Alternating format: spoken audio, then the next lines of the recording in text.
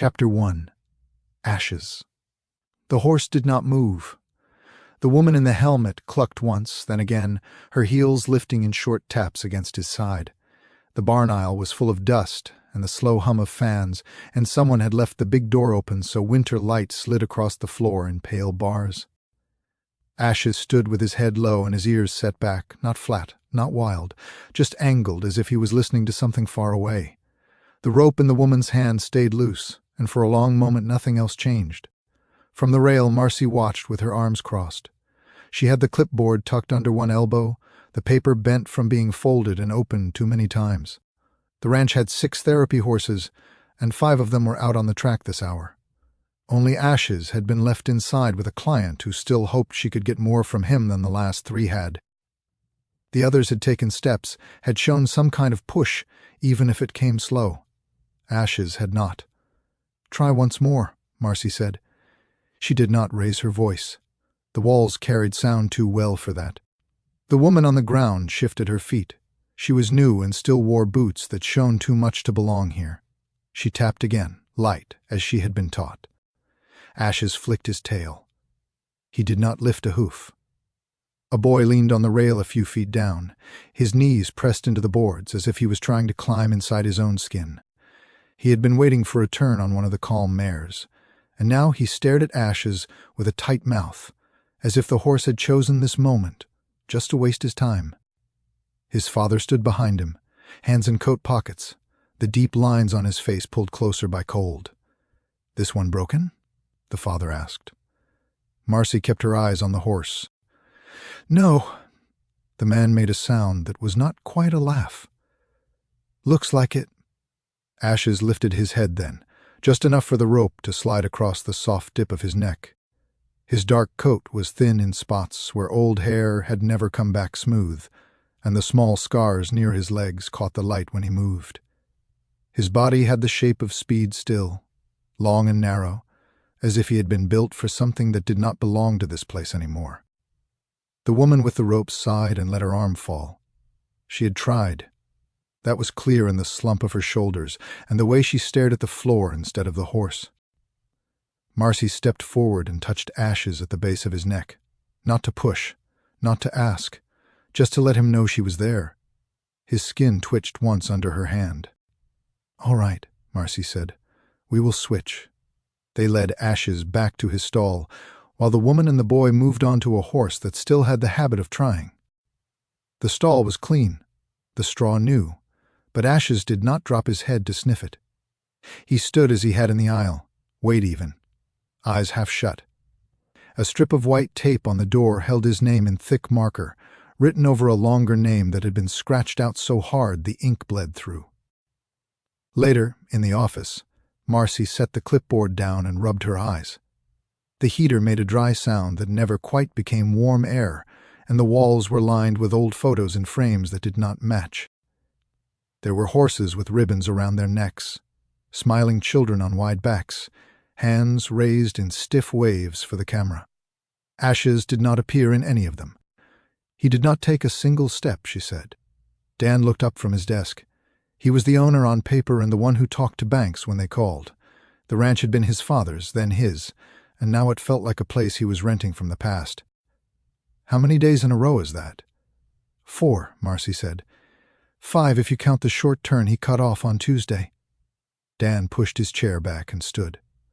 His coat hung on the door behind him, and he did not reach for it, even though the office held no heat worth the name. "We cannot keep him here if he cannot work." Marcy did not answer. She stared at the floor and let her foot trace the edge of a stain that no one had ever cleaned off all the way. Outside, one of the mares snorted, sharp and quick, the sound of a body that still knew how to answer when asked. The bell over the front door rang then, thin and high, and both of them looked up. They did not get many walk-ins this time of year. Snow had been falling on and off for a week, the kind that never settles into a clean white but turns the ground into something soft and gray. Marcy went to the door and held it open. The girl who stood there did not step in right away. She had one hand on the frame as if she was testing how strong it was, and the other on a cane that looked too heavy for her. Her hair was pulled back in a loose knot, Strands stuck to her face where the cold had made her eyes wet. She was small, though not in a way that felt young, and she kept her shoulders set as if she had learned to brace without thinking. "I am here for therapy," she said. Marcy took in the way the girl leaned, how her weight did not fall straight down through her legs but slid to one side, careful and slow. "You must be Elena," she said. "We were told you might start this week."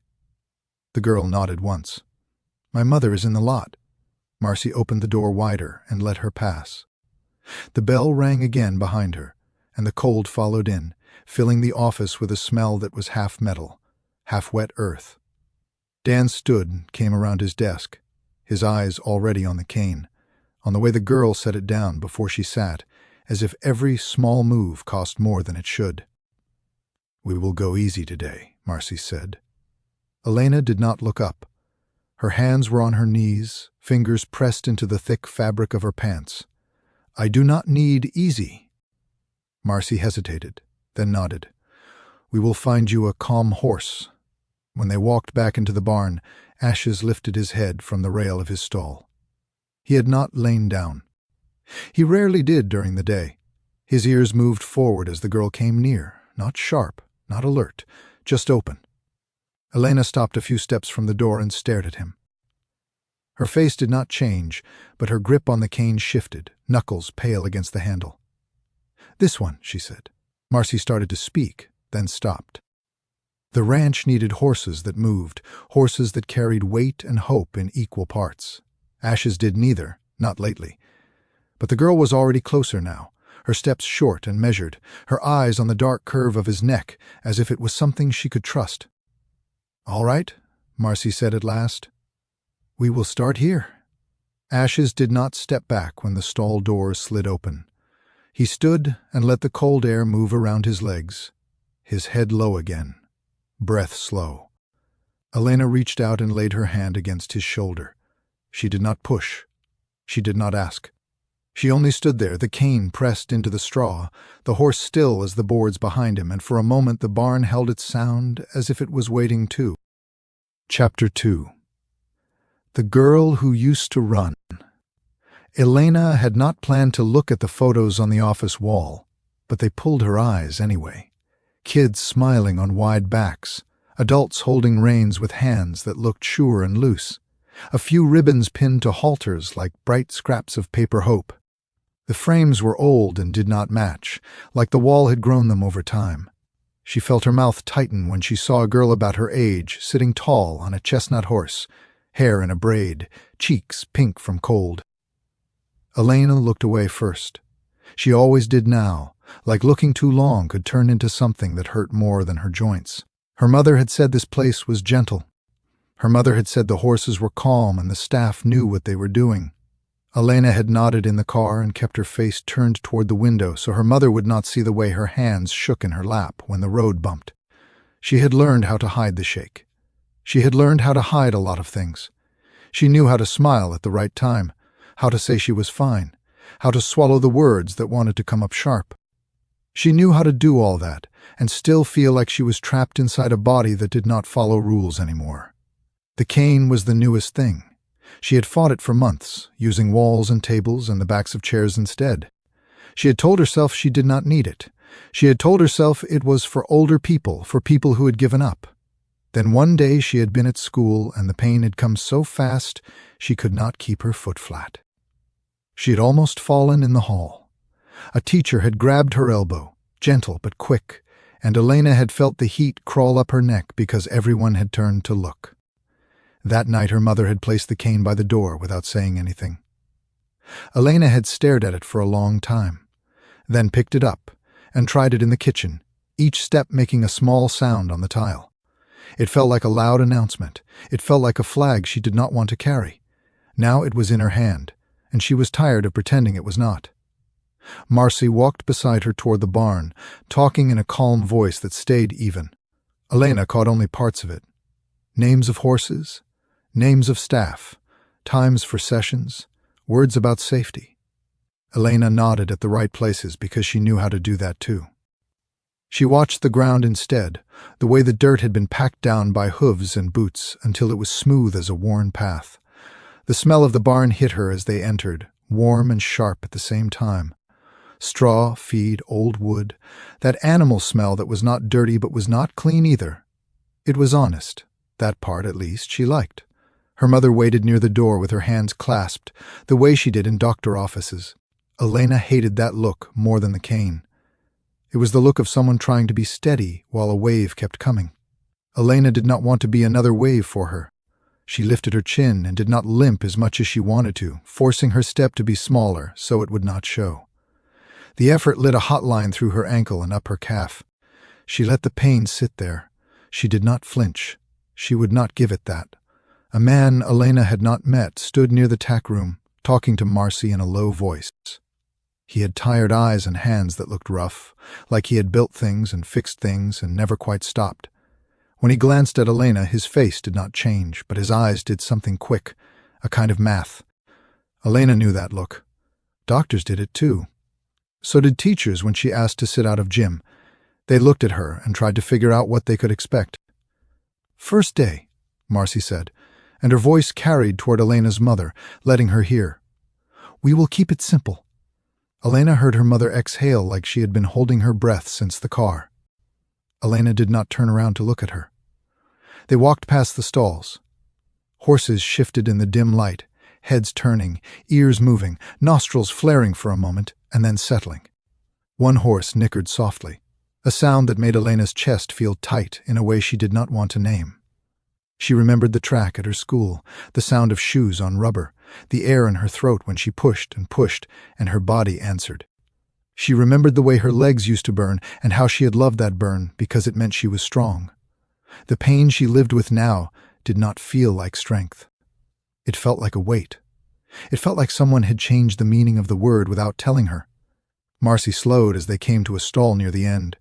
The horse inside was dark, almost black in the shade, with a narrow face and a long neck. He stood still, not asleep, not tense, just quiet. Elena felt something in her stomach shift. It was not a warm feeling. It was not comfort. It was recognition, the kind you get when you see an old house with broken windows and you know what it would look like if someone cared for it again. "That is Ashes," Marcy said, as if Elena had not already seen the name on the tape. "He is calm. He is safe. He does not startle much. We will begin with simple handling today and see what you think." Elena kept her eyes on the horse's shoulder, the way the muscle rose under the skin. She could tell he had been built to go fast. Even standing still, he looked like a held breath. She did not know how she could tell. She just could. "Do you ride?" Marcy asked. Elena almost laughed, but it came out as a short breath instead. "I used to run." Marcy nodded as if that meant something she understood, then waited, giving Elena space. Elena hated that she needed space now. She used to fill space. She used to take up room with her body and her speed. Now she felt like she was always trying to fit inside smaller limits. "Okay," Marcy said. "We can ride later if you want. For the first session, we can stay on the ground. We will do grooming, leading, a short walk, and we will see how he responds. We will see how you feel." Elena's fingers tightened on the cane handle. Her wrist ached from the pressure, and she let go a little. She could feel her mother watching from behind. She could feel the man near the tack room watching too, though he pretended to be busy. Elena did not want them to see her fail at another thing. She was tired of losing ground in front of people. Marcy slid the stall door open with a soft scrape. Ashes did not move back. He did not pin his ears. He turned his head slightly, one eye on Elena, calm and dark. Elena stepped forward without thinking, then stopped when her ankle sent a hard warning up her leg. She steadied herself on the cane and took a slower step, choosing each one like she was placing it on thin ice. "Let him smell your hand," Marcy said. Elena lifted her hand. Her fingers were stiff in the cold. Ashes leaned forward just enough to bring his nose close. His breath hit her skin, warm and wet. He did not nudge. He did not push. He only smelled her, then lifted his head back to where it had been. Elena felt her throat tighten again. She swallowed. Marcy clipped a lead rope to the halter and handed it to Elena.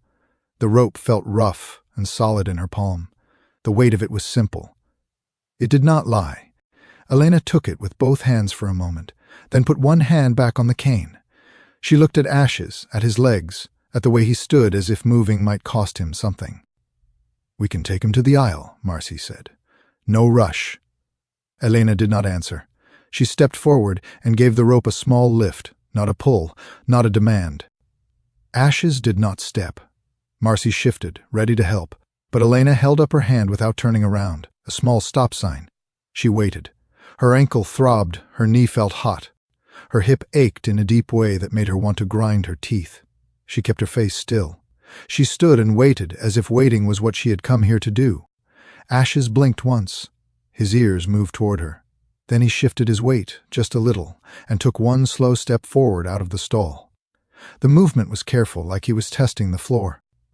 Elena let the rope stay loose. She took one step back, making room, and her cane sank slightly into the straw. She felt the horse's shoulder pass close, felt the heat of his body without touching him. He took another step. Then he stopped. Marcy's breath caught, soft, as if she had been surprised. Elena did not look at her. Elena kept her eyes on the path ahead, the packed dirt and the pale winter light. "You want to ride?" Marcy asked. Quiet. Elena's answer came fast, before anyone could turn it into a lesson. "No." Marcy nodded once, accepting it. "Okay, we will walk." Elena turned toward the aisle, taking short steps, keeping the rope steady. She did not pull Ashes. She did not click her tongue. She did not pretend she was brave. She just moved forward at the only pace her body could manage. Behind her, Ashes stood for a moment longer, then followed, one slow step at a time, as if the space between them was a line he did not want to break. Chapter 3. The First Lap. The aisle felt longer once they were in it. Elena could see the door at the far end, a pale square of winter light, but the space between felt heavy, filled with the sound of hooves on straw from other stalls, the creak of old boards, the faint rattle of chains when a horse shifted weight. Ashes stood at her side with his head low, and his ears turned partway back, not pinned, not sharp, just angled as if he was keeping the whole place in view at once. The rope in Elena's hand hung loose, brushing her coat each time she moved.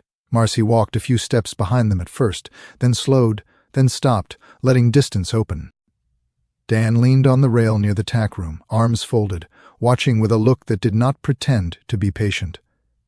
Two volunteers stood near the far door, their boots planted wide, whispering to each other in the way people do when they do not want to be heard, but do not want to be alone with their thoughts either.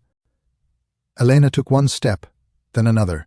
Her cane touched the dirt before her foot, a quiet tap that set the pace.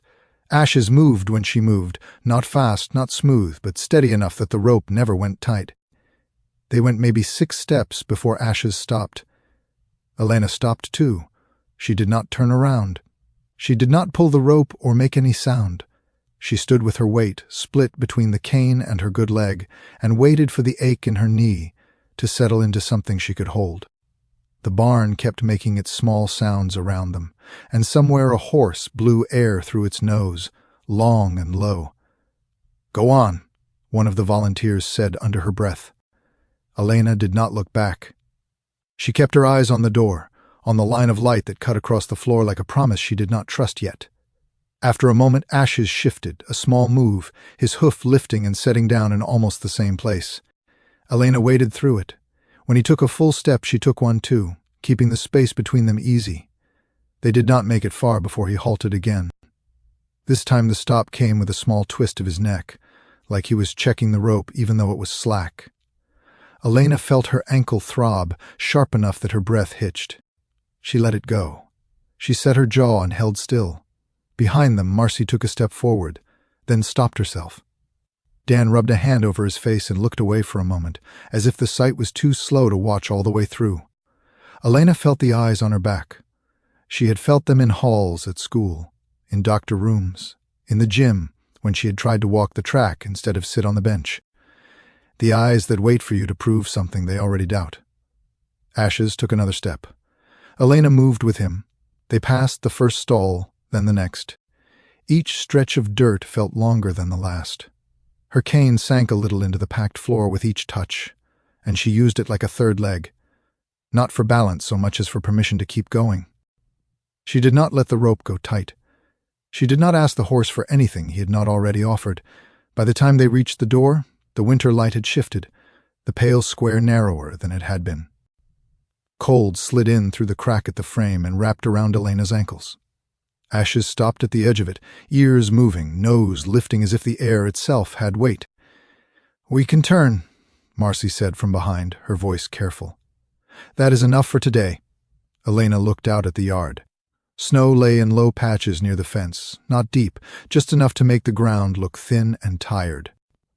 The fence ran the length of the yard and back again, a rough rectangle of worn posts and wire that held nothing in so much as it marked where the land had been told to stop. Elena did not answer right away.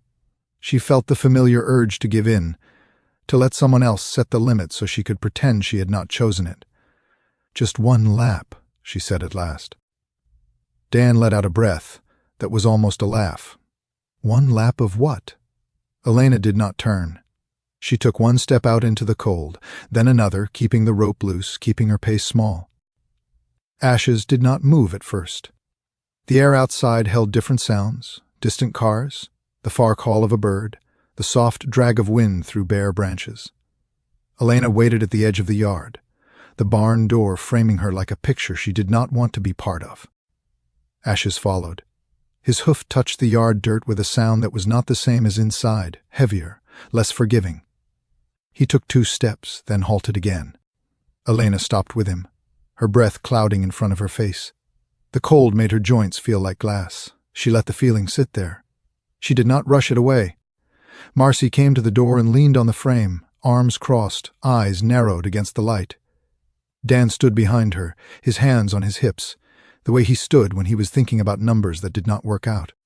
The volunteers clustered near the aisle opening, their whispers gone now. They watched without speaking, as if sound might tip something they did not understand. Ashes lifted his head and set it back down, a small motion that did not move him anywhere but said he was still awake to the world. Elena shifted her grip on the rope, not to pull, just to feel it again. The fiber bit into her palm. It was real. She took one step forward. Ashes stayed. She waited. Then, as if the idea had taken time to move through him, he took a step too. They went on like that along the fence line, a slow pattern that did not smooth out no matter how long they kept it. Step, stop, wait, step. Elena felt her hip ache in a way that made her stomach twist. She kept her eyes on the wire ahead, on the way it dipped and rose with the land. She thought of the track at school again, of the oval she used to circle with her legs burning and her lungs open wide. She did not let the memory finish. She kept it cut off before it could become a story about loss. Halfway down the fence, Ashes stopped for longer than before. His head lowered until his nose was almost level with Elena's shoulder. His tail flicked once. Slow. Elena felt her knee begin to shake. She leaned more weight into the cane, her wrist taking the strain. The pain did not fade. It never did. It only shifted places, like a thing that refused to settle. She stood anyway. "Do you want to rest?" Marcy called. Elena shook her head without turning. The motion sent a quick flare through her neck. She waited it out. She did not look at the horse. She did not want him to feel like he had to answer her eyes. She wanted him to move only if he meant it. Ashes lifted his hoof and set it down ahead of him. Elena followed. The fence curved near the end of the yard, the posts leaning as if they were tired too. The barn was farther away now, its door a dark mouth behind them. Elena could feel the eyes on her back even here, the weight of attention that did not carry help with it. She kept going, one short step at a time. They turned the corner. The yard sloped slightly upward here, the dirt harder underfoot. Ashes faltered, his step uneven enough that the rope brushed Elena's coat. She slowed at once, matching him without thinking. He took another step, then another, then halted again, his breath loud in the cold. Elena closed her eyes for a moment. The dark behind her lids was clean. It did not ask anything of her. When she opened them, the barn was straight ahead, the door small in the distance. She took one step. Ashes followed. She took another. He did the same. They did not go any faster on the last stretch. If anything, they slowed, the pattern of stop and start growing tighter, like something drawing in on itself. By the time they reached the door, Elena's hands were numb and her ankle felt like it was full of ground glass. She did not let go of the rope. She did not let go of her pace.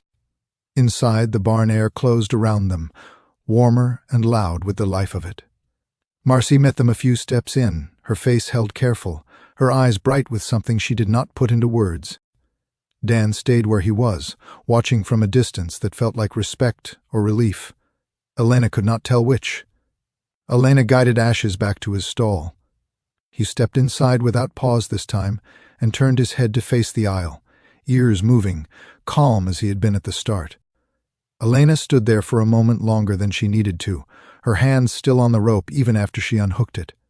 Her mother was in the doorway now, her hands clasped so tight her knuckles were white. No one said anything. No one clapped or smiled in a way that made it into a show. Elena did not look at any of them. She rested her palm against Ash's shoulder and felt the warmth there, solid and quiet. He didn't run, but he followed. Chapter 4. Before the gates open. Elena came early the next time.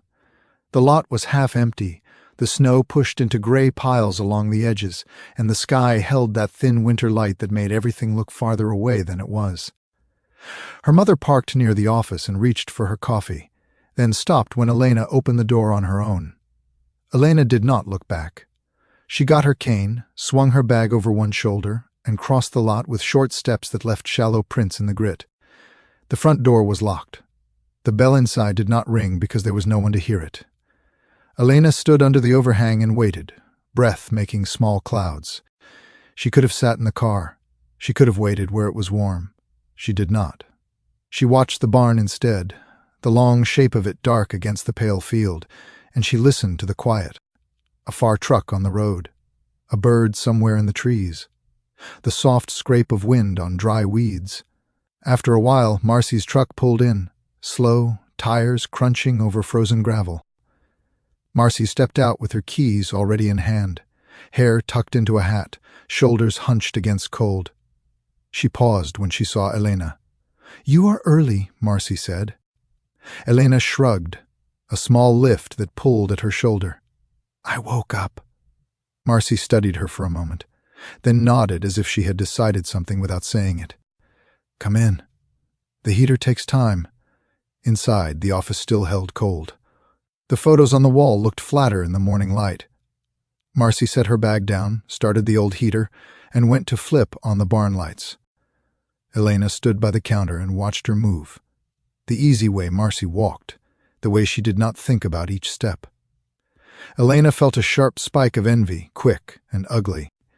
She pushed it down until it was quiet. "You can sit," Marcy said. Elena shook her head. "Can I help?" Marcy hesitated. "With what?" Elena looked toward the barn door. "Cleaning something." Marcy's mouth tightened, not in anger, but in thought. "If you help, you do it slow. You stop when you need to. You do not try to prove anything." Elena did not answer that. She took her coat off and hung it on the hook by the door like she belonged here. Then she lifted her cane and headed for the barn. The barn smelled different this early. Cooler, sharper, less mixed with sweat and warm bodies. The lights clicked on in sections, one row at a time, and the shadows shifted as if the place was waking up. Horses moved in their stalls, hooves thudding softly, the sound of weight and life. Elena walked down the aisle with her cane tapping ahead of her, and the horses turned their heads to watch her pass. Some snorted. One nickered. Elena kept her face still and kept going. Ash's stall was near the end.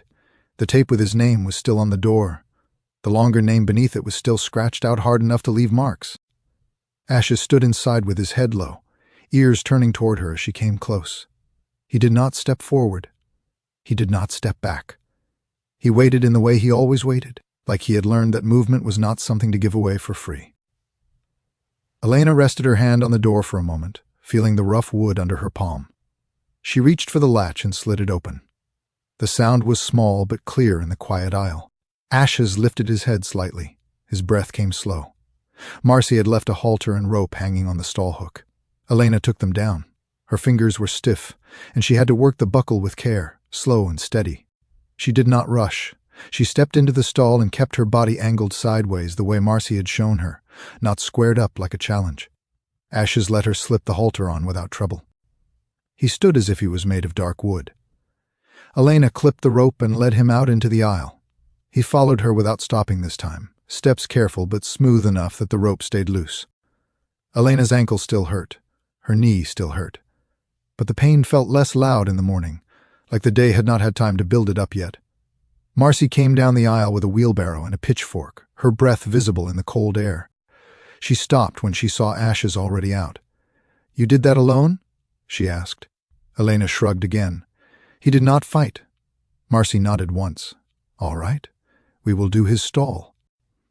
Elena had cleaned stalls before, once, when her uncle had kept a horse for a year and then sold it. She remembered the smell, the weight of the fork, the way the work pulled at her back. She thought she could do it the same now. She could not. The first scoop of wet straw made her wrist ache. The second made her fingers burn. By the third, her shoulder had started to complain in a deep way that told her it would get worse if she kept pretending. She swallowed and kept moving. She worked slower. She used her good hand more. She leaned the fork against the wheelbarrow and rested when she needed to, one palm on the handle of her cane. Marcy did not say anything about her pace.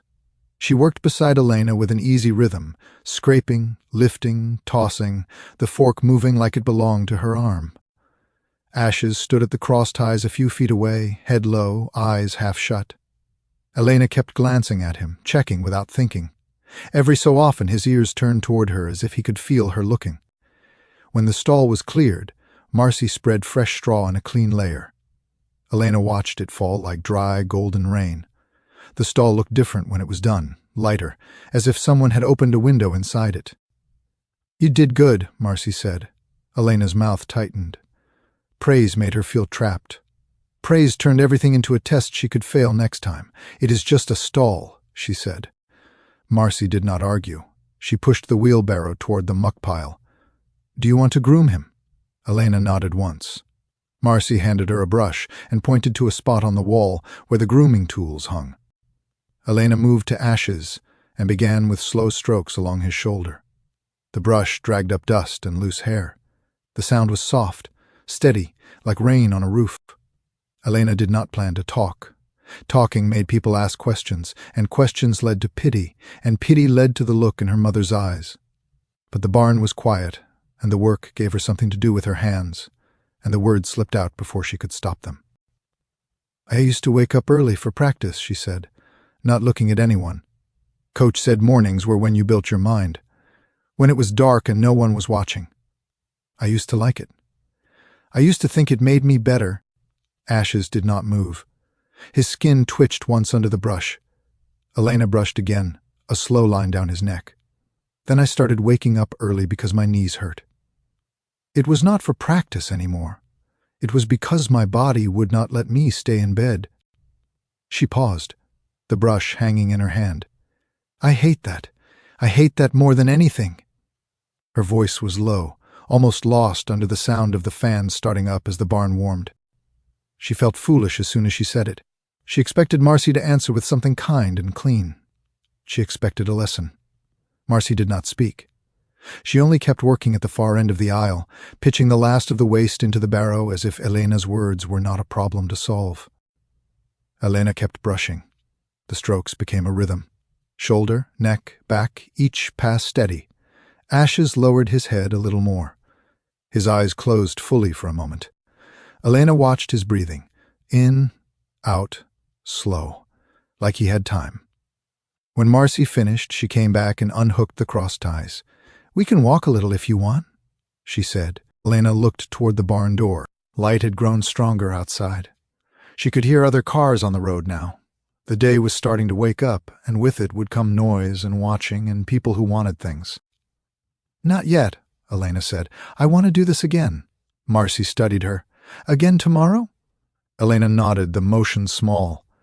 "If you are here, I am here," Marcy said. Elena led Ashes toward the door at the end of the barn so she could put him back in his stall. When they reached the gate area, where the aisle opened into a wider space before the yard, Ashes stopped. Elena stopped too, expecting the usual delay. But Ashes did not stop the way he had on the fence line.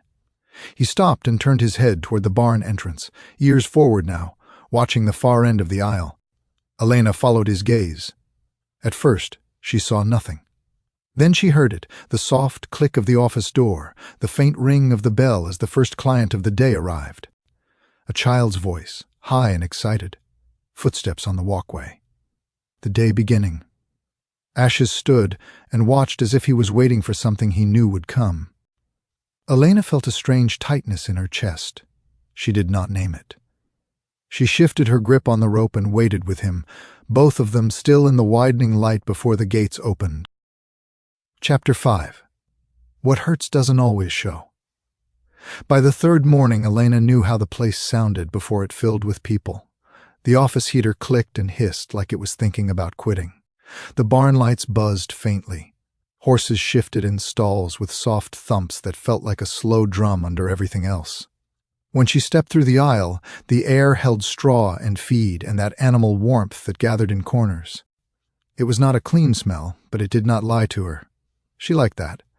Ashes was already standing when she reached his stall, head turned toward the aisle as if he had been watching the whole time. He was not at the door. He did not crowd the space. He was only awake, ears pointed toward her steps. Elena slid the latch and stepped in. The halter went on easy now, her hands moving without thinking, the buckle finding its hole like it had learned the shape. Ashes lowered his head while she worked, breath warm on her wrist. Marcy brought a wheelbarrow down the aisle and stopped near the stall opening. "How are you holding up?" she asked. Elena shrugged, the small motion tugging at her shoulder. "Fine." Marcy gave her a look that said she did not believe in that word. She did not push. She only nodded toward the stall. "Take your time. If it is too much, you stop." Elena did not answer. She started cleaning. The work was slow. She learned where she could bend and where bending cost too much. She learned how to lean on the fork like it was a cane, how to slide the heavy stuff instead of lifting it. She moved in small steps to spare her ankle, then paid for it in her hip. The pain traded places like a person who would not leave her alone. Some mornings it was a hot pulse in her knee. Other mornings it was a deep ache in her fingers, like her bones had turned thick and heavy overnight. It did not show on her face unless she let it. She had gotten good at not letting it. Ashes stood at the cross ties while she worked, quiet, tail flicking now and then. His coat held dust from the stall, dull in places where the hair did not lay smooth. Elena brushed him after, long strokes along his shoulder and neck, then down his side. Under the brush, she could feel the shape of muscle, the rise and fall of bone, the way his ribs moved with each breath. He looked fine to anyone who did not know horses. He looked strong, healthy enough, a big animal standing calm and steady. Elena had heard people say that about her too. "You do not look sick," a girl at school had told her once, like it was a compliment. Elena had smiled and nodded, then gone to the bathroom and sat in a stall until the bell rang because her knee had locked up and she could not stand without crying. When she finally walked out, she had washed her face and taken slow steps down the hall like nothing had happened. Ashes shifted his weight while she brushed, a small move that made his shoulder dip. Elena paused and watched him. His ears turned back for a moment, then forward again.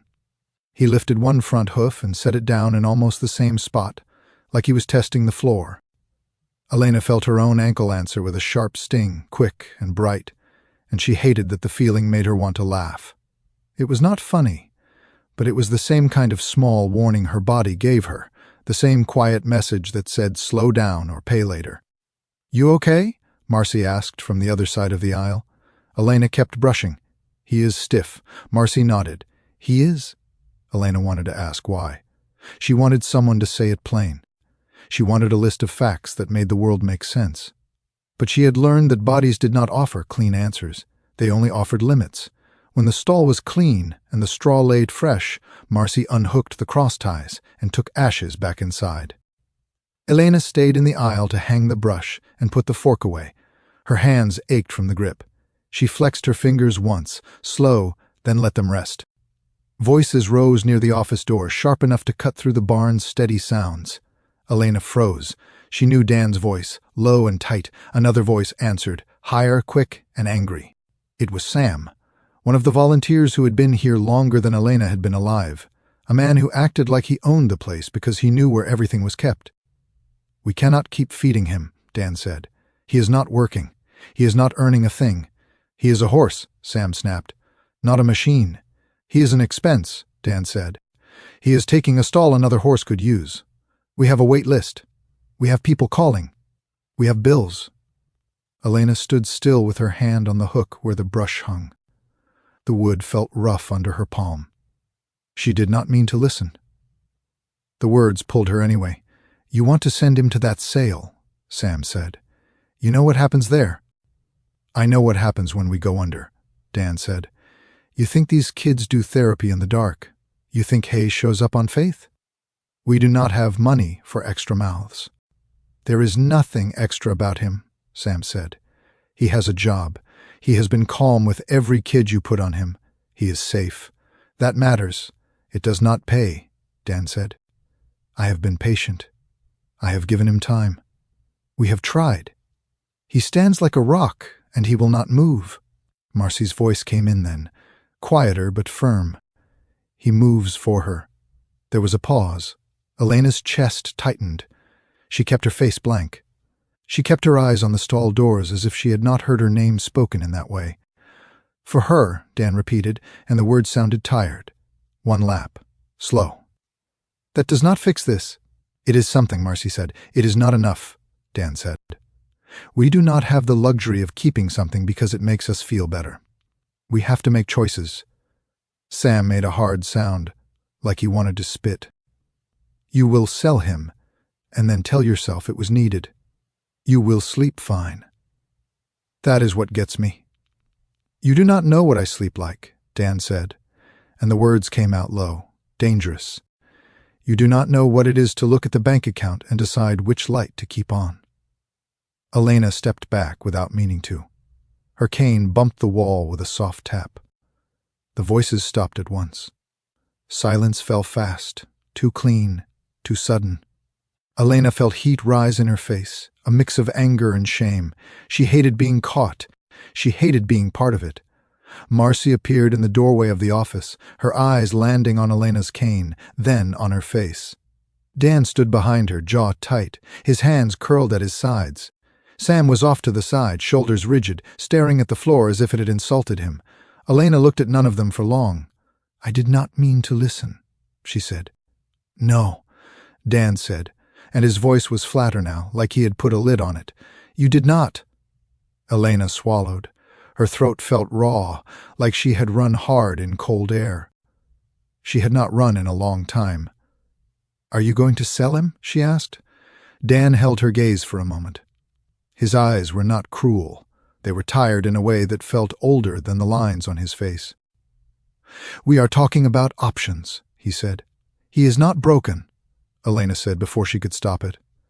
The words came out sharp, too fast. She felt Marcy's eyes on her. She felt her own pulse in her wrist. "He is just not showing you." Dan's mouth tightened. "You do not know that." Elena's hand closed around the cane handle until her knuckles went pale. Pain shot up her arm. She did not let go. "People say that about me," she said, and her voice dropped quieter now.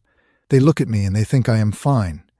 They think I am making it up because they cannot see it. Then they get tired of waiting, and they decide I am not worth the trouble." No one spoke. The barn seemed to hold its breath. Somewhere a horse stamped once in a stall, the sound loud in the quiet. Marcy stepped forward, not toward Dan, but toward Elena. Her voice stayed low. "You should go sit," she said. "Drink some water. You have done enough this morning." Elena shook her head. The motion made her neck flare. She did not care. "I want to walk him," she said. Dan looked past her down the aisle. Ashes stood with his head over the stall door now, ears forward, watching. He was still. He did not look like a horse in danger. He looked like any horse waiting in a barn. That was the problem. That was always the problem. Dan let out a slow breath. "Fine," he said. "Walk him." Elena did not thank him. She turned and went down the aisle toward Ashes. Her steps were careful, but they were steady. Behind her, the office stayed quiet. No one argued anymore. The words had not fixed anything. Elena knew that. But as she reached the stall door and Ashes lowered his head toward her hand, she felt the rope of the day tighten around her chest in a way that was almost familiar. It was the feeling of being pushed to prove what should not need proving. Chapter 6. 3 Laps. The yard held frost in the low spots where the sun could not reach yet, and Elena felt it in her joints before she saw it on the ground. Her ankle ached the moment she stepped out of the barn, a deep pressure that did not care about the clean air or the pale sky. She leaned into her cane and let the feeling settle into something she could manage. Ashes stood beside her with his head low, breath moving in small white clouds. The rope between them hung loose. They went farther now than they had that first day. Not far in the way people counted distance, but far in the way bodies did when each step had to be chosen. Elena aimed them along the fence like before, then past the corner and back toward the barn, then out again, making a wide loop that turned the yard into a shape she could hold in her mind. 3 laps was the number she had set for herself, not because it was brave, but because it was enough to feel like work. The first lap went slow and uneven. Ashes stopped twice near the gate where the ground sloped, his head lifting as if the space itself had changed weight. Elena stopped with him each time. She did not click or tug. She rested her palm on the rope and waited, her breath loud in her ears. When he moved, she moved.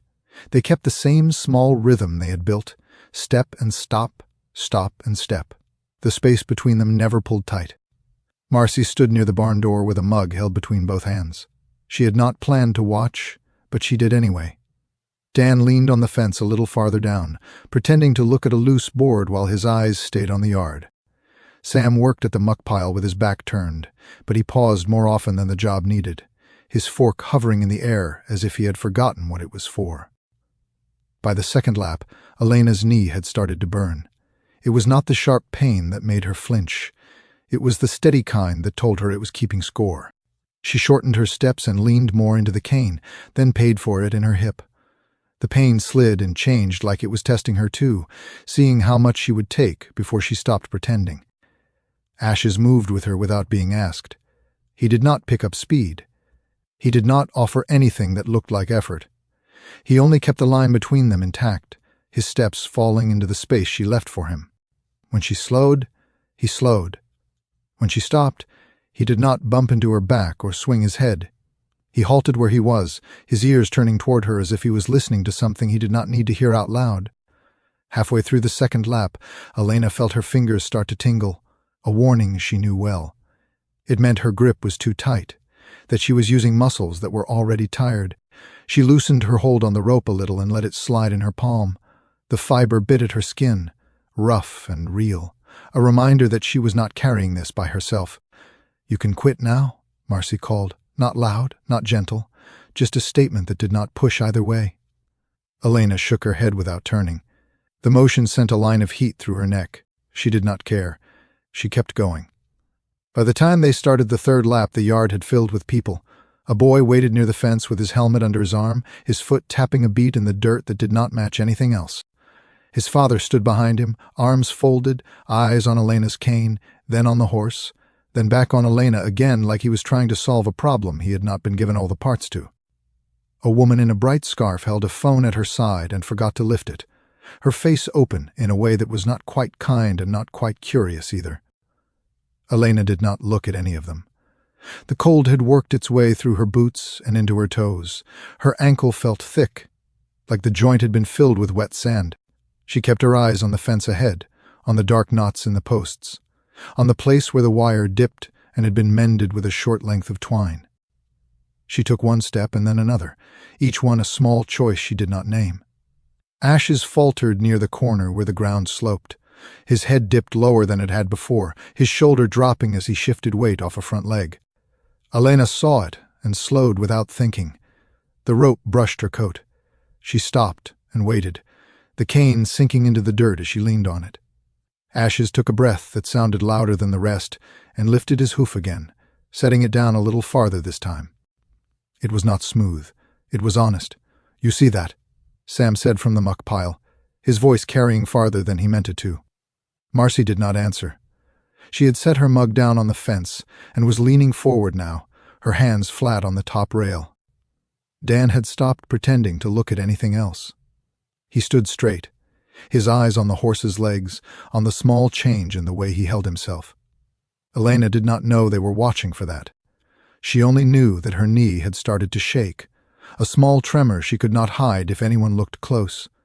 She planted the cane harder and kept her face still. She had learned how to make pain look like thought. They reached the barn door again and turned out for the last stretch. Elena's breath came faster now, not from the walk, but from the way her body was trying to protect itself by asking her to stop. She did not answer the question. She let the rope hang loose and trusted that Ashes would stay where she had put him. Near the gate, Ashes did not stop. He slowed, yes, but he did not halt. His ears flicked back and forward, his neck stretching just a little, as if he had found a way to hold himself that cost less. Elena felt the change through the rope before she saw it. She let her own pace soften to match, the cane touching down lighter, her steps shorter. They passed the gate without breaking the line between them. The yard had gone quiet in a way that was not empty. It was full of waiting. Elena felt it in the space around her, the way people held their breath without meaning to. She wanted to tell them to look away, to give her back the small room she had built between herself and the horse. She said nothing. At the end of the third lap, her hip gave a sharp warning that made her stop. It was not a choice. It was a message too loud to ignore. She leaned on the cane and let her head drop for a moment, the cold air filling her chest. Ashes stopped with her, his head turning toward her shoulder, his breath warming the edge of her jacket. He did not crowd her. He did not pull back. He stood where she had left him, steady as a post. "3?" Sam said, his voice almost soft. Elena did not look up. She waited until the shaking in her knee eased into something dull. When she straightened, Marcy was already at her side, not touching her, just close enough that Elena could feel the space shift. "That was enough," Marcy said. Elena nodded. She turned them back toward the barn, her steps careful, her body loud with all the things it wanted to complain about. Ashes followed without stopping this time, the rope staying loose the whole way. People moved out of their path, not in a rush, not with a fuss, but with the quiet respect that comes when no one wants to break what is happening. Inside, the barn felt darker than it had in the yard, the winter light cut thin by the boards. Elena guided Ashes to his stall and slid the latch open. He stepped inside on his own and turned his head to face the aisle, ears forward, waiting. Elena rested her hand on the door and let her breath settle. Her joints throbbed in a deep, tired way that promised more later. She did not think about that yet. Marcy touched her shoulder once, light. Dan stood a few steps back, his face held in a way Elena had not seen before, not hard, not soft, just alert. Sam leaned on his fork with both hands, watching Ashes like he was looking at something that had changed shape while he was not paying attention. Elena unhooked the rope and hung it on the stall hook. She did not turn around to see who was still there. She did not need to. She had felt the yard notice them. That was enough for now. Chapter 7. Regression. The morning it happened, Elena woke before her alarm and knew right away something was wrong. It was not the usual ache that sat in her joints like a weight. It was sharper, bright and tight, like her body had turned the pain up without warning. Her hands felt swollen even before she moved them. When she tried to sit up, a hot line shot through her hip, and she had to stop, breath held, eyes squeezed shut until the worst of it passed. The room was dark and still. Her mother's footsteps in the hall were not moving yet. The house held that early quiet that used to mean practice days. A quick shower, shoes on, a drive with music low. Elena lay there and stared at the ceiling until the edges of the pain changed enough for her to try again. She moved slow, one part at a time, like she was working through ice. When she swung her legs to the floor, her right knee did not straighten. It stopped partway, locked by a kind of tightness that made her stomach drop. She reached down and put both hands around it, fingers pressing along the joint, trying to tell what had changed. The skin was warm, warmer than it should be. She tried to stand.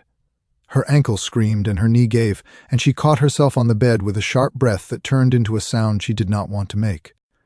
Her mother came in a minute later, hair loose, face still half asleep. The look on her face changed the moment she saw Elena sitting there, hunched over her own leg. "What is it?" her mother asked, and her voice was soft in a way that made Elena feel small. Elena shook her head once. "It is bad," she said. Her mother crossed the room and knelt in front of her, hands hovering for a second before she touched Elena's knee. Her fingers were warm. Elena flinched anyway. The contact made the pain jump. Her mother pulled her hand back, eyes wide with worry she was trying hard to hide. "We are going in," her mother said. Elena wanted to argue. She wanted to say it would pass, that it always did, that she could still go to the barn, that she could still keep the promise she had made in her own head. But the pain was not listening. It was already taking over every thought. All she could do was nod. The car ride felt long even though the hospital was not far. Each bump in the road sent a jolt through her hip. Her mother drove with both hands locked on the wheel, jaw tight, eyes fixed ahead. The radio stayed off. Elena stared at the dashboard clock, watching the numbers change, trying to keep her mind on anything that was not her own body. Inside, the waiting room smelled like cleaner and tired air. A television played a morning show with the sound low. People sat spaced apart, coats on laps, phones in hands, faces turned inward. Elena checked in, then sat in a chair that was too firm, her legs stretched out awkwardly because bending it made her see stars. A nurse called her name and Elena stood, leaning hard on her cane, putting most of her weight through her arms. Her wrist complained at once. In the exam room, the paper on the table crinkled under her as she tried to climb up. Her mother stood close, ready to help, then stopped herself, hands clenched together as if she was holding back from grabbing Elena and lifting her like she used to when Elena was little. Elena hated that she needed help. She hated the part of her that wanted it. A doctor came in with a tablet and a practiced, calm face. He asked questions Elena had heard before. Any fever, any recent illness, any changes in medicine, any new stress? Elena answered in short words because longer ones took energy. Her mother added details Elena did not want spoken out loud. The doctor listened, then examined Elena's joints, pressing and lifting and bending until Elena's eyes watered and her breath came in short pulls. When he touched her knee, Elena's whole body tensed. The joint was swollen, visibly now, round and tight under the skin. The doctor's fingers moved along the side of it with light pressure. Elena bit the inside of her cheek so she would not make a sound. She had learned the trick young. If you do not make noise, people think it hurts less. The doctor straightened and looked at her mother. "This is a flare," he said. "A big one." Elena stared at the wall. There was a poster there of a smiling child holding a balloon, the kind of picture that tried too hard. Elena looked away. They did blood work. They did a scan. They gave her medicine that made her head feel heavy and distant. The pain faded only a little. It was still there, just dulled, like someone had wrapped it in cloth instead of taking it away. Elena lay back on the table and watched the ceiling tiles. Each one had small holes in it, a pattern she could count to keep from thinking. When the doctor came back, he sat on the rolling stool and rested his hands on his knees as if he wanted to look human for a moment. "You have been doing therapy with horses," he said. Elena's eyes snapped to him. "Yes," she said, and the word came out too sharp. He nodded, not offended. "That kind of activity can be good," he said. "But your joints are under a lot of strain right now. Walking more might not help you. It might make this worse." "It helps," Elena said. Her mother's hand moved to her shoulder. Light, a touch that said, "Be careful." Elena did not move away. The doctor kept his voice calm. "I believe it helps you in some ways," he said. "I am saying your body is telling us it needs less load. At least for a while. We should focus on reducing inflammation, protecting your joints, and preventing damage." Elena's throat felt tight. "So what?" she said. "I sit at home." The doctor looked at her for a moment. His face stayed gentle, but his eyes were firm. "For now," he said. "Yes, rest. Physical therapy in a controlled setting. No long walks, no uneven ground, no cold mornings outside, Elena felt heat rise in her face. She hated the word no. She hated the way her life had become a list of things she was not supposed to do. She wanted to tell him he did not know what it felt like to lose something piece by piece. She wanted to tell him that the barn was the only place she had felt like herself in weeks. She said none of it. She could not find the words that would not sound like begging. Her mother asked questions about medicine changes and follow-ups. Elena listened as if the conversation was happening to someone else. The doctor explained what to watch for, when to come back, what was normal and what was not. He said the phrase, joint protection, more than once.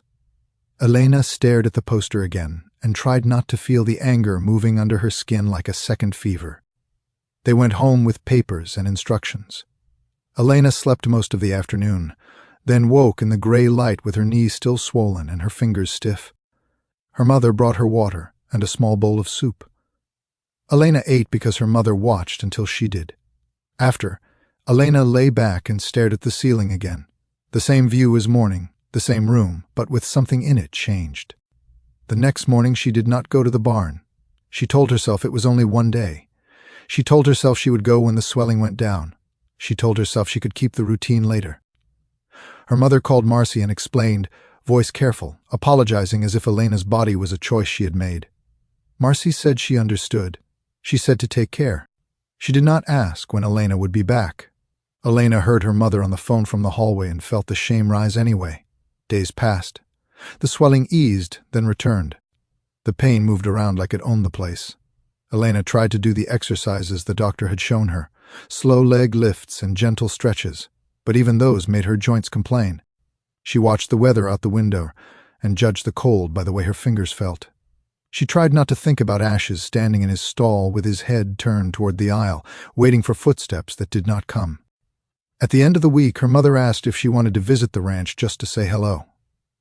Elena said no. She said it fast. She said it like a door shutting. She could not stand the thought of going there and being told to sit and watch. She could not stand the thought of Ashes at the gate, calm and quiet, and her own body refusing to meet him there. So she stopped coming. Chapter 8. The Horse Who Won't Leave. The first week Elena did not come. Marcy told herself it was normal. Kids missed sessions, weather got bad, cars would not start, bodies needed rest. She said the words in her head while she swept the aisle and checked water buckets and tried not to look at the far stall too long. Ashes stood in his place with his head over the door more often than before, ears turned toward the barn entrance. When clients arrived, he watched. When they passed his stall, he watched. When they stopped and asked if they could pet him, he did not move away. He did not lean into it either. He only stood, quiet, like a horse that had decided the day was something to endure. On the 8th day, Marcy led him out for a session with a young boy who could not keep his hands still. The boy had come for calm, for balance, for the feeling of a big animal under him that did not judge. Marcy had used Ashes before for clients like that. Ashes had been steady, safe, plain. Now, in the aisle, Ashes stopped after 3 steps and lowered his head until his nose was almost to the dirt. The rope went slack. Marcy waited, then gave a small cue, the kind that usually worked. Ashes did not lift his hoof. The boy's mother stood behind the rail, watching with a tight face, already worried that something would go wrong. "Come on," Marcy said. "Quiet." Ashes shifted his weight, then stopped again, as if the shift had been the whole effort. Marcy felt heat rise in her neck. Not anger at the horse, not really. Something closer to fear. She tried again, changing the angle, stepping forward and to the side, giving him room.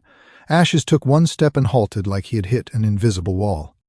Dan watched from the tack room doorway, his face unreadable. Sam stood near the muck pile, fork in hand, not moving. A volunteer reached for a different rope, as if swapping gear could fix what was happening. Marcy turned away from the boy and kept her voice calm. "We will use Daisy today," she said, naming the old mare who would walk through fire if asked kindly. The boy nodded, disappointed but not upset, and Marcy guided him toward the other side of the barn. She did not look back at Ashes until she had the boy settled with someone else. When she did, Ashes was still in the aisle, the rope hanging from his halter like it had grown there. His ears were turned toward the far door where Elena usually came in. Marcy's chest tightened. She brought him back to his stall and unhooked the rope. He stepped inside without trouble. He turned his head to face the aisle and waited again. After that, it kept happening. Not every time, not in a clean pattern. Some days Ashes walked out of his stall and down the aisle like nothing had changed. Then he would stop in the yard and refuse to take another step. Some days he would not leave the stall at all. His body looked the same. His coat held the same dull patches. His legs did not show heat or swelling that Marcy could find with her hands. His eyes stayed calm. He was not acting wild. He was not sick in a way that showed itself. He was simply not moving when he was asked. Dan started keeping notes on a pad that stayed on the office desk.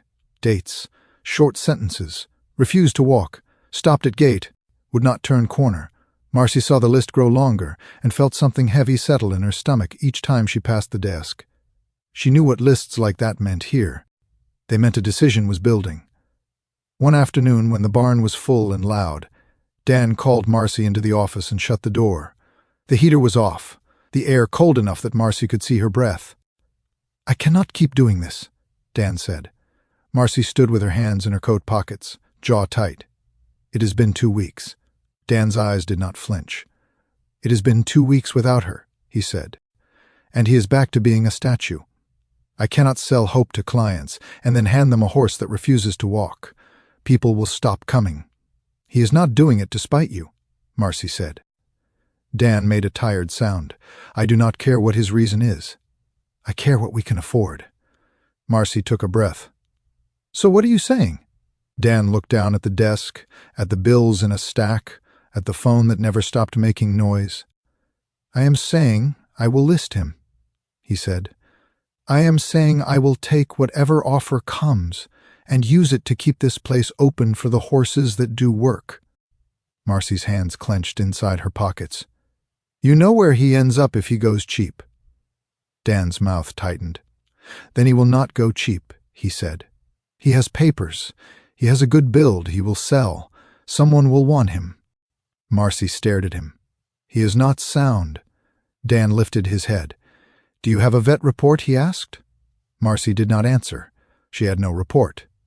She had only her eyes and her hands, and the way Ashes stopped and stood and waited for a girl who was not coming through the door. Dan leaned forward, voice lower. "I am not cruel," he said. "Do you think I like this? I like him. I do. But liking does not keep the lights on." Marcy turned away so Dan would not see her face. "List him then," she said, and the words tasted like metal. That night, Dan took photos in the last light of day. Ashes stood in the yard with the fence behind him, the winter field pale and flat. Dan made him face the camera. Ashes did not pin his ears. He did not spook at the phone or the click. He only stood, calm as ever, as if being sold was just another thing people did around him. Dan wrote the listing at the kitchen table after dinner. He used simple words. Calm gelding, former racehorse, safe on the ground, good for light work. He did not mention stopping. He did not mention the way the horse watched the barn entrance. He did not mention a girl who had walked 3 laps with him until her legs shook. He wrote what buyers wanted to see and left the rest out because that was how selling worked. The listing went up on a local site where horses changed hands like used trucks. Dan sent the link to a few contacts. Sam saw it first and slammed the office door hard enough that the bell over the front entry rang. Marcy heard the sound from the aisle and knew without asking what had happened. For 2 days, nothing changed. Ashes stood in his stall and watched the barn doorway. Clients came and went. The ranch kept moving on its regular track, chores and sessions and the steady work of keeping animals fed. Marcy told herself Elena did not know. Elena had stopped coming. Elena had probably stopped thinking about the barn at all. Marcy tried to believe that because it made the knot in her chest loosen for a moment. On the 3rd day, Elena saw it. She was on the couch at home with her leg propped on a pillow, phone in her hand because holding it was easier than holding a book. Her mother was in the kitchen, moving around quietly, trying not to hover. Elena scrolled without meaning to, thumb moving in small, tired motions. A friend had sent her a link earlier, a short message with it. "Saw this and thought of you." "You okay?" Elena tapped it. The page loaded slow. A photo filled her screen. Ashes standing in the yard with the fence behind him, dark coat against pale winter. His head was turned slightly, one ear forward, one ear back, like he was listening for something beyond the picture. Beneath the photo, the words sat in neat lines like they had no weight at all. Elena's fingers went cold. The room around her went quiet, like someone had shut a door inside her head. She stared at the listing and felt her heart start to pound in a hard, uneven way. She tried to sit up and a sharp pain ran through her hip, but she did not stop. She pulled herself upright, breath short, eyes locked on the screen. Her mother came in at the sound of her breathing. "Elena," she said, already worried. Elena held the phone out with a hand that shook. "They are selling him," she said. Chapter 9. The Fence Line. Elena came back on a day when the cold was thin and bright, the kind that made the yard look clean without fixing anything. Her mother parked near the office and cut the engine, then stayed in the seat with both hands on the wheel as if she needed the shape of it to hold her there. Elena opened the door on her own. The cane came out first, then her bag, then her legs, one at a time, careful like she was moving through a narrow space no one else could see. "You do not have to do this," her mother said. Elena shook her head once. "I do." The front door was open. The bell rang as she went in, thin and bright in the quiet office. Marcy looked up from the desk with a start that was not quite surprise and not quite relief either. For a second she only stared, her eyes taking in the cane, the slower way Elena moved, the hollow look that came from days spent in rooms that did not change. "You are back," Marcy said. Elena nodded. "He is for sale." Marcy's mouth tightened. "Yes." Elena did not say anything else. She turned and headed for the barn, her cane tapping a steady line ahead of her. The place looked the same. Boards worn smooth, where hands had passed over them for years. Dust in the light, the smell of straw and feed that did not care who was inside it. Horses shifted in their stalls and lifted their heads. Elena walked past them all, not looking, not stopping, until she reached the stall at the end. Ashes was there with his head over the door, ears turned toward the aisle. He lifted his head when he saw her, not fast, not sharp, but enough that Elena felt it in her chest like a change in air.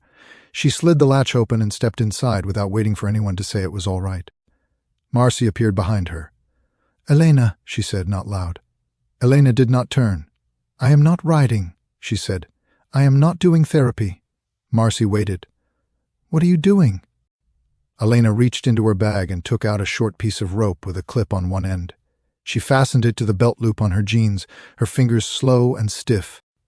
Then she took the lead rope from the hook and clipped it to Ash's halter. She did not hold the other end in her hand. She clipped it to the short rope at her side, the line running from the horse to her waist like something that belonged there. Marcy stared at the setup. "You cannot do that." "I can," Elena said, and her voice was steady even though her hands were not. "I will not pull him. He will not pull me. We will walk." Marcy took a step closer, then stopped. She looked at Ashes, at the way he stood, calm, his ears moving between the girl and the barn door. She looked at Elena, at the way she leaned into the cane, the way her breath was already short from the effort of standing. Marcy closed her eyes for a moment, then opened them again. "I will walk behind you," she said. Elena nodded once. She did not thank her. They stepped into the aisle together, Elena first, Ashes a pace behind, the rope between them hanging in a loose curve. The barn felt louder than it had in weeks, the sounds sharp against Elena's ears. She kept her eyes on the door ahead, on the pale light beyond it. She did not want to see anyone else yet. She did not want to answer questions. Outside, the yard held the same frost in the low spots, the same worn path along the fence where hooves and boots had pressed the dirt flat. Elena turned left and began to walk the line without stopping. Her steps were shorter than they had been before. Her knee felt thick, like it was wrapped in cloth. Her hip pulled with every move. She leaned into the cane and let it take some of the weight. Behind her, Ashes took the first step without pause. The rope at her side lifted slightly, then fell back into its curve. Elena did not feel the tug of a horse being led. She felt the steady presence of a body moving in the same direction because it had chosen to. They went past the gate where he used to stop. Ashes did not halt. He slowed, yes, matching the way Elena's pace shifted when the ground sloped, but he did not drop his head or plant his hooves. He stayed with the line that tied them together, his ears turning toward her back as if he was checking the space between them. Marcy followed a few steps behind, her boots quiet in the dirt. She did not speak. She did not try to take the rope. She let the walk be what it was. At the first corner, Elena's ankle flared. She slowed, then stopped, the cane planted hard in the dirt. The pain came hot and fast, making her breath hitch. She closed her eyes and waited for it to fade into something duller. The rope at her side went slack and stayed slack. Ashes stood behind her, not pressing forward, not backing away. His breath brushed the back of her jacket. She felt the warmth through the fabric. When she could move again, she took one step. Ashes moved with her. They went on like that along the long side of the fence, the barn sliding farther away behind them, the field opening on the other side. Elena's body complained in a dozen small ways. Her fingers tingled. Her wrist burned where she leaned too hard into the cane. Her knee shook once, then settled. She did not stop unless she had to. Near the far corner, Dan stood by the fence with his phone in his hand. He had been checking messages when he saw them come into the yard. Now he watched without hiding it, his eyes moving from the rope at Elena's belt to the horse behind her, to the slow, uneven way she moved. He did not step into their path. He did not speak. Elena did not look at him. She did not need to. She felt the space around her change, the way it did when people stopped thinking about what they wanted to say and started watching instead. She kept her eyes on the fence ahead, on the knot in the post that marked the halfway point. She had counted it once, on a day when she could not trust her own sense of distance. At the back stretch, Ashes dipped his head and gave a small shake, the kind of motion that ran down his neck and settled into his shoulders. He did not stop. He adjusted the way he held himself, taking a shorter step to stay with Elena when she faltered. The rope at her side brushed her coat but never pulled. They reached the last corner.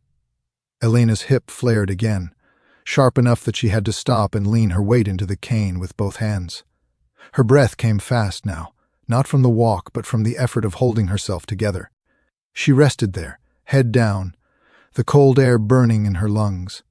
Behind her, Ashes waited, the rope hanging loose between them like it was part of the day. Marcy had stopped too, a few steps back, her face held careful. Dan stood farther down the fence, his phone forgotten in his hand. A volunteer had come out of the barn and was standing near the door, one hand on the frame, watching with a look that did not know where to go. When Elena lifted her head again, her eyes were wet. She did not wipe them. She took one step forward. Ashes took one with her. They turned the corner and started the last stretch back toward the barn, the door growing larger in front of them, the path they had made clear in the dirt. They did not hurry. They did not slow. They moved in the only pace Elena had left. By the time they reached the barn door, her whole body felt loud, like it was speaking at once.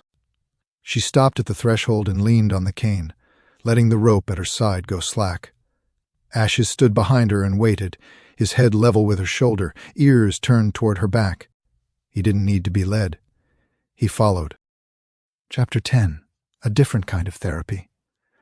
Elena came back every morning after that, not early and not late, but at the same time each day like she was answering a bell no one else could hear. Her mother drove her and waited in the lot with a book she did not finish. Elena crossed the gravel with her cane tapping ahead of her, her steps careful, her face set in a way that made people move aside without being asked.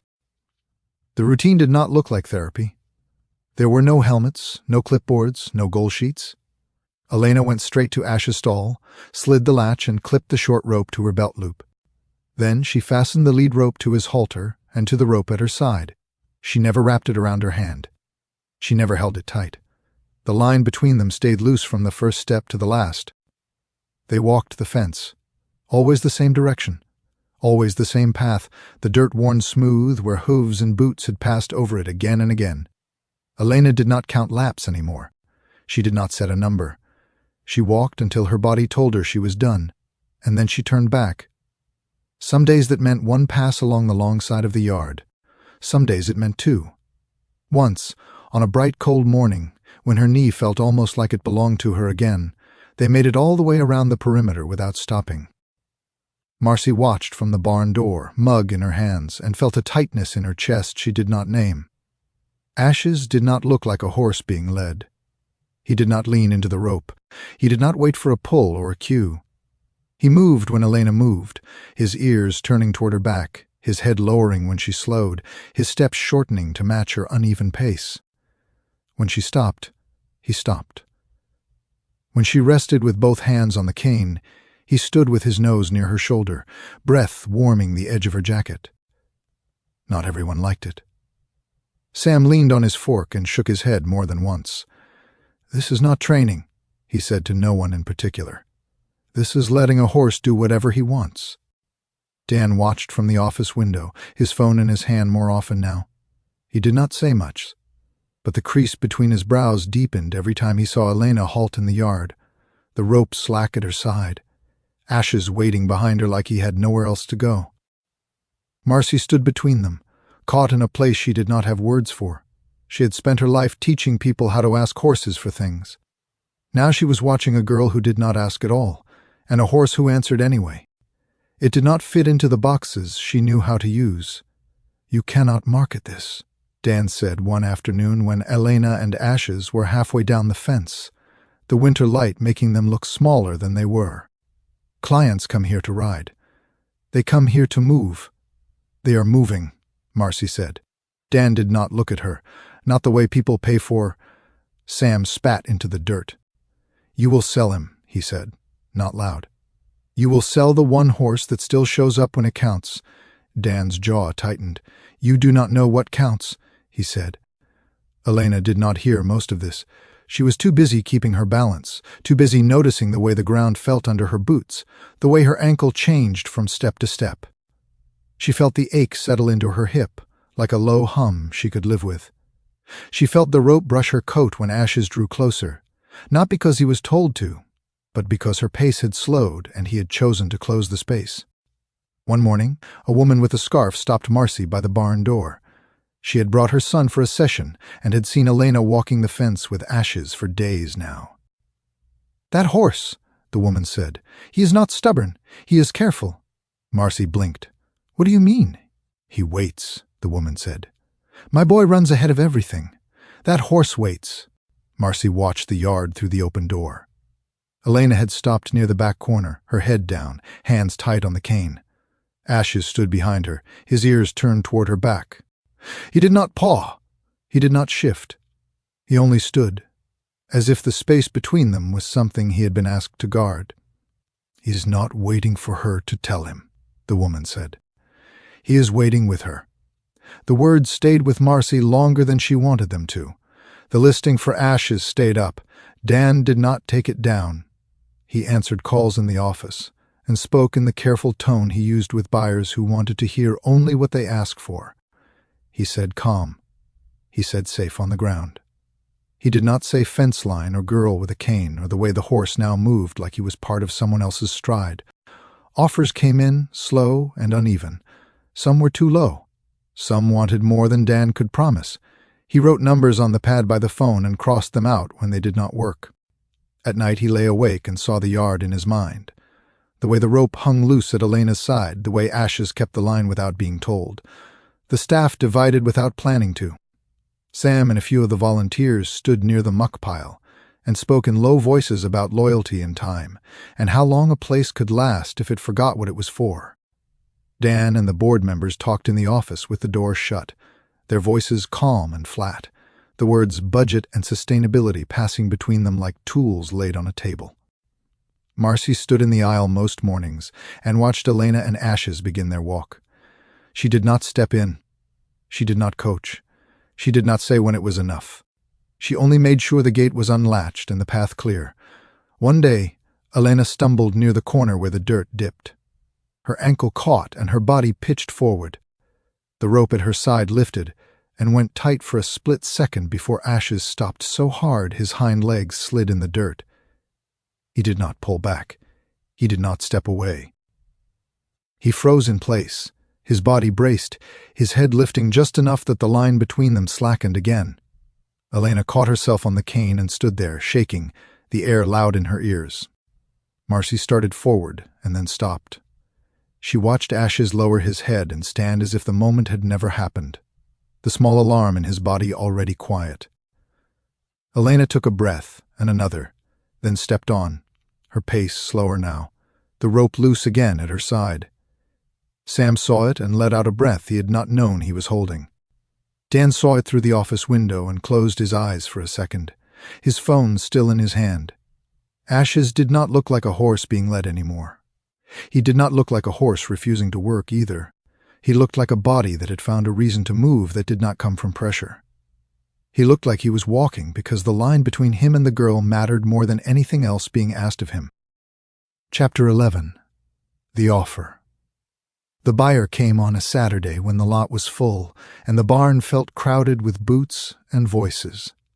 A family had booked a group session, and 2 new volunteers were being trained in the aisle, their hands unsure on ropes they did not know yet. The air held the damp smell of winter coats drying in the heat of bodies.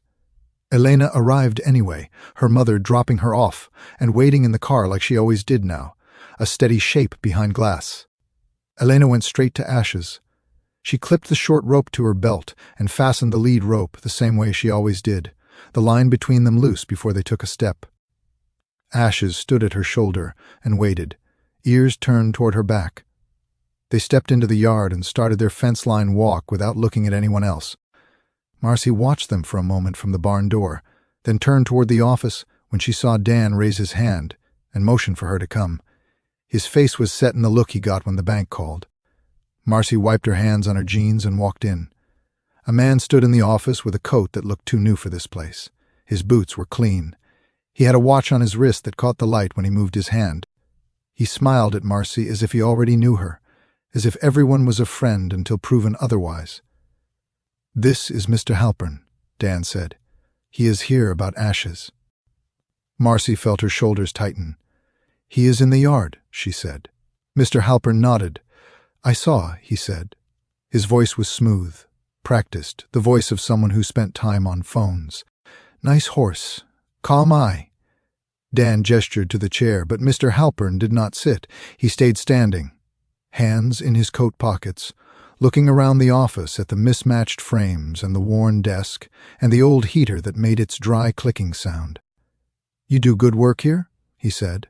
"I have a niece who did this kind of therapy after an accident. It helped her a lot." Marcy waited. She did not trust compliments that came before business. Mr. Halpern turned back to Dan. "I will be plain," he said. "I want the horse. I can take him this week." Dan's jaw moved slightly, like he was grinding his teeth without doing it. "You made an offer online," he said. Mr. Halpern nodded. "Yes, I can do a little better in person," he said. "I do not like haggling over messages." Dan glanced at Marcy, then back to the man. "How much?" he asked. Mr. Halpern named a number. Marcy felt it land in the room like a weight. It was more than the low offers Dan had been getting. It was not a fortune, but it was enough to matter. Enough to cover feed and farrier for months. Enough to keep the lights on through winter. Enough to stop Dan from waking up at night with his jaw clenched and his phone on the nightstand. Dan nodded slowly. "That would help," he said. "It is fair," Mr. Halpern said. "He has papers. He is calm. He is older than you said, though, and he is not fit for real riding. I can tell." Marcy's eyes narrowed. "What do you want him for?" she asked. Mr. Halpern smiled again, polite. "He will live on my place," he said. "I have land, stalls, people. He will have a quiet life." "That is not an answer," Marcy said. Mr. Halpern's smile faded a little. Not anger, just the careful shift of someone deciding how much truth to offer. "My wife runs a small program," he said. "Not like this, not therapy exactly. More private, horses for kids, for families, events, gentle experiences. We need calm animals, ones that will stand and wait." Marcy looked at Dan. Dan's face stayed still, but Marcy could see the pull in him, the way the number had hooked something. "Will he be used?" Marcy asked. "He will be handled," Mr. Halpern said. He will be cared for. He will not be overworked. You can come see the place if you want." Dan let out a breath. "We do not have time for site visits," he said. Mr. Halpern shrugged, as if time was a thing he could buy if he needed it. "Then you can ask around," he said. "You will not find anyone saying I neglect my animals." Marcy did not answer. She heard the office door open behind her and turned, expecting a volunteer. It was Elena. Elena stood in the doorway with her cane in one hand, the other hand on the frame. Her face was pale from the cold, hair pulled back, eyes fixed on the room as if she had walked into the wrong house. Behind her, Ashes stood in the hall, his head level with her shoulder, ears forward, watching the office like it mattered. The lead rope still ran from his halter to the short rope on Elena's belt, slack and steady. "I am sorry," Elena said, but her voice did not sound sorry. "I heard talking." Dan's face tightened. "Elena, this is not—" "I know," Elena said. "It is about him." Mr. Halpern turned toward her, then toward Ashes. His eyes moved fast, taking in the rope setup, the cane, the way the horse stood behind her without being held. "That is interesting," he said. Elena did not look at him. She looked at Dan. "Are you selling him?" she asked. Dan's mouth opened, then closed. He glanced at Mr. Halpern, then back at Elena. "We have to keep this place open," he said. "You know that." Elena's grip tightened on the cane handle. Marcy saw the tendons in her wrist stand out. "Where will he go?" Elena asked. Mr. Halpern stepped forward, keeping his voice gentle. "He will come to my farm," he said. "He will have space. He will be cared for. He will not be mistreated." Elena's eyes flicked to him for the first time, quick and sharp. "Will he be sold again?" she asked. Mr. Halpern's eyebrows lifted. "No," he said. "Not if he fits." Elena did not move. "If he fits," she repeated, quiet. Mr. Halpern held his hands open, palms up, as if he was offering calm. "I am not a villain," he said. "I run a business and I run it well. The horse will be safe. You have no reason to fear." Elena looked at Ashes behind her. The horse stood still, his breath slow, ears turned toward her voice. He did not know what the words meant. He only knew sound and space and the way the rope hung loose between them. Elena turned back to Dan. "You said he is an expense," she said. Dan's jaw tightened. "I did not say it like that to you," he said. "You said it," Elena said.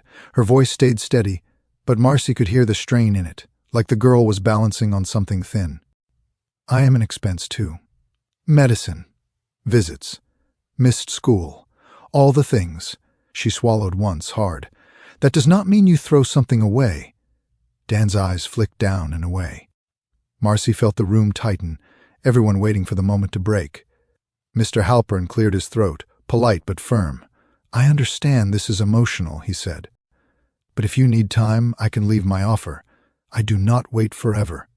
Dan looked at the man, then at Marcy, then at Elena. Marcy could see the math in his face, the numbers lining up against the months ahead. Elena could see it too. She shifted her weight and her hip flared, a small wince crossing her face before she could hide it. Ashes shifted his weight as well, a subtle move, and then settled again. Marcy waited for Elena to speak. Elena's mouth opened, then closed. For a moment she looked very young, not because of her face, but because of the way she stood there with her cane and her rope and her horse, trying to hold a place together with her own body. Dan took a breath. "Elena," he said, "quieter now. We cannot run this place on feelings. If we cannot pay for hay, none of the horses stay." Elena stared at him. Her eyes were wet, but she did not blink. "So what do I do?" she asked. No one answered right away. Marcy felt something twist in her chest. Not pity, not sympathy, something more raw. A choice had been laid on the table, and it was not fair, and it did not care. Elena looked at the office wall, at the pictures of smiling kids and calm horses, at the ribbons and the bright faces. Then she looked back at Dan. "Say it out loud," she said. Dan's face went still. "Say what?" Elena's voice dropped. "That you are selling him," she said, "and that you are done." Dan did not answer. Mr. Halpern watched, quiet, his eyes on Dan now, waiting for the decision to become a word. Elena stood in the doorway with the rope clipped to her belt, Ashes behind her, and the whole place balanced on whether she stayed silent or fought. Chapter 12. The Slowest Ride. The last morning came quiet. The sky was pale and low, the kind of winter day that held no clear edge between night and daylight. Elena's mother drove her to the ranch and did not speak much on the way. Her hand stayed tight on the wheel. Her eyes stayed forward. Elena watched the fields pass, flat and brown, and tried to keep her breath steady. In the lot, there was a truck she did not know, clean and dark, parked close to the office. Elena saw it and felt her stomach drop. She got out anyway. The cane hit gravel with a hard tap. Cold air slid into her lungs and made her throat sting. Marcy met her at the door. Her face looked tired, and her eyes were too bright, like she had not slept enough. "He is coming today," Marcy said. Elena nodded. She did not ask who. She already knew. Inside, the office was quiet. The pictures on the wall looked dull in the gray light. The heater clicked and did not catch. A stack of papers sat on Dan's desk, the top page held down by a mug. Elena did not look at the words on it. She did not want them in her head. Dan stood near the desk with his coat on. He looked like he was leaving for a long drive. His jaw was tight. When he saw Elena, he opened his mouth as if he was going to say something that might help. Then he shut it again. "He is in the barn," Dan said. Elena nodded and turned away before she could see his face do anything else. The barn felt colder than usual, as if the walls had stored the night and did not want to give it up. Lights buzzed overhead. Horses shifted in their stalls. Someone down the aisle coughed, a short, sharp sound. Elena walked past the tack room and the racks of brushes and the hooks of ropes. She went straight to Ashes. He stood with his head over the stall door, ears forward, eyes on the aisle like he had been waiting for hours. When Elena came close, he lifted his head a little and blew air through his nose, a slow breath that sent dust drifting off the edge of the door. Elena slid the latch and stepped inside. The stall smelled of straw and old wood. She rested her hand on his shoulder and felt the heat under his coat. It was real. It did not change because people made decisions. Marcy stood in the aisle, quiet. Sam was farther down, leaning on the rail like he was holding himself in place. Dan was not in the barn yet. Elena did not look for him. She took the halter down and buckled it on with slow, careful fingers. Then she clipped the lead rope, not to her belt this time, but to her hand. The rope felt heavier than it had the day before, or maybe her hand was weaker. She led Ashes out into the aisle. He followed without stopping. At the cross ties, Marcy stepped forward. "Elena," she said, and her voice was low. "What are you doing?" Elena did not answer right away. She took her bag off her shoulder and set it on a bale by the wall. She reached into it and pulled out a helmet. It was black and scuffed, borrowed, the kind people wore here all the time. She had asked Marcy for it the night before in a short message, no explanation. Marcy had replied with one word. "Okay." Elena placed the helmet on her head and fastened the strap under her chin. Her hands shook while she worked, and the strap dug at her throat until she adjusted it. She did not look at Marcy. She did not look at Sam. Marcy stepped closer. "Your doctor said—" "I know," Elena said. Her voice came out flat. She did not want this to become an argument. She did not want anyone to win. She only wanted one thing before it ended. Marcy's eyes flicked to Ashes. The horse stood still, ears moving, calm. Marcy swallowed. "If you do this, we do it safe," she said. "We do it slow." Elena nodded once. "Slow," she said. Marcy went to the tack room and returned with a simple saddle pad and a bareback pad with a handle. No stirrups, no heavy leather. Nothing that said this was a real ride. It was the safest version of the thing Elena was asking for, and everyone knew it. Sam turned his head away for a moment. Elena saw it out of the corner of her eye and felt something twist in her chest. She kept moving. Marcy set the pad on Ash's back and tightened the girth. Ashes stood quiet through it, skin twitching once under Marcy's hand, then settling again. Elena watched his legs. She watched his breathing. She watched the way his ears shifted toward her when she stepped closer. "You will mount from the block," Marcy said. Elena nodded. Her knee hurt even standing still. Her hip felt tight and hot. She took her cane and moved to the mounting block, a low set of wooden steps near the wall. Marcy guided Ashes into place beside it. The horse stood with his side against the block, close enough that Elena could reach. Elena placed her cane against the wall and gripped the handle on the pad with one hand. With the other hand she held the front of the pad and steadied herself. She lifted her foot to the top step and felt her ankle complain. She swallowed and lifted again. The pain was there, bright and steady, and she did not push it away. She did not make a face. She only moved like each part of her body was made of glass. When she was level with Ash's back, she paused.